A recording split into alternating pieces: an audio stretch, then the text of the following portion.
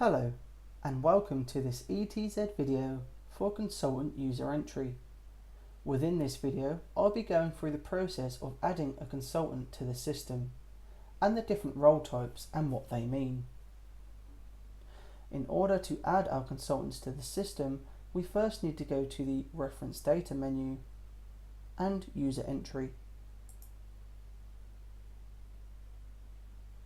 Please note, this section is for adding users to the system that are not a client user, a candidate, or a supplier user.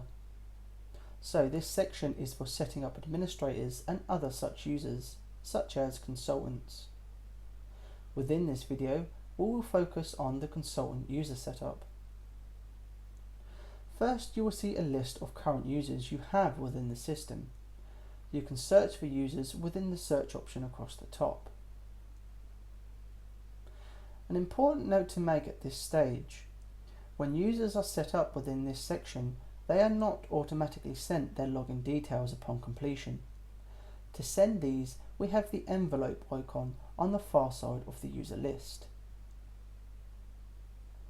When clicked, this will email login details to that user to the email address defined within their record. To add a new user to the system, we click the Add New User button located here at the bottom. Firstly, we have the entry fields, starting with Agency Ref Number and Export Ref Number. By default on the system, these fields will contain the same reference. So when you have entered the agency reference number, this will also be shown in the Export Ref field. This is a unique identifier for the consultant. If, however, you are importing into the system via a CRM, then we have an agency configuration that allows these two fields to have a different reference, which would allow you to import the consultant with the reference set within the CRM system. This would be defined within the Export Ref field. Other entry fields that need to be entered are first name, last name, and email address. The mobile number field is optional and does not need to be entered. This can be updated at a later date. Before the roles section, we have a tick box field titled Login Allowed. This works as it sounds.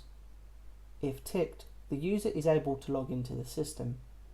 If not ticked, then they are not able to log in.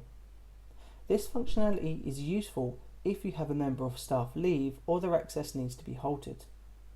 You are able to untick this option to prevent login. Further action can then be taken as needed. We then have the roles section. As stated at the beginning, the focus of this video would be on the consultant roles that are available. There are two different roles you can apply to a consultant. Firstly, we have the consultant role. This role will allow consultants to log in and view their statistics and margin data, as well as issue timesheet reminders to their candidates. It is important to note that even with these in place, logins will not be issued automatically. So if you wish your consultants to have access, you must issue them with their user ID and passwords, using the envelope icon on the user list screen. We then have the consultant user role. This allows the consultants access to the main portal, but that access is restricted, so they can only do certain things such as view assignments and add main entity data such as client, suppliers, and candidates. We find with the majority of our customers this is not appropriate or suitable for their processes. Therefore, only a few of our customers allow their consultants access to this role on their system.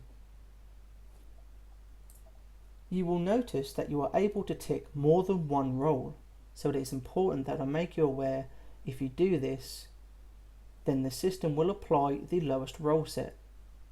For example, using a consultant, if you click the consultant role and the consultant user role, it will be the consultant roles that will be applied, as this is the most restrictive access. We do this for security purposes. When you have completed the entry form, you can click the Update button to save the consultant. When consultants are added to the system, you are able to assign these to assignments for split commission purposes, etc.